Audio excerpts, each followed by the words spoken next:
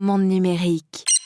Il y a une histoire récente, Bruno, qui est Ah, tu complètement vas parler folle, d'OVH, là, hein? complètement folle, avec OVH.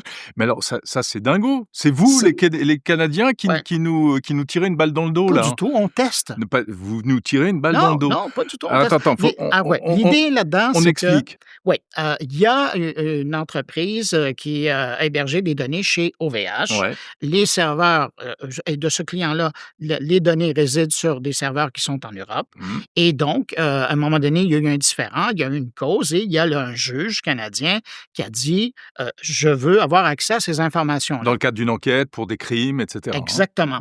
Et là, ce qui arrive, c'est que, OVH, qui lui se dit l'unique porteur du flambeau de la souveraineté numérique, Ouais. est dans une belle situation parce qu'il est en train de vivre, ce dont on parle depuis longtemps, c'est-à-dire la possibilité de voir un gouvernement, en guillemets, «étranger» Mmh. demander à avoir accès à des données qui sont sur un autre territoire, mais à un fournisseur qui offre le service localement dans le pays où le juge réclame C'est ça. ça le problème. Et c'est ça le problème. Et donc, qui répondent à c'est-à-dire que et qui répondent, par la positive au juge et lui donnent accès à ces informations-là, il est dans la merde.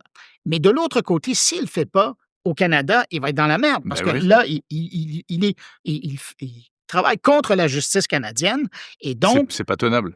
non, et là, c'est la première entreprise dans le genre qui se retrouve avec la patate chaude à décider, ben, qu'est-ce qu'on fait? Mais c'est fou, tu es d'accord qu'on s'attendait à ce que ces problèmes d'intrusion comme ça, on disait: «Regardez, c'est des serveurs, des sociétés américaines, implantées en Europe, Ouais, la puis justice américaine va venir, nous prendre nos données» et cetera.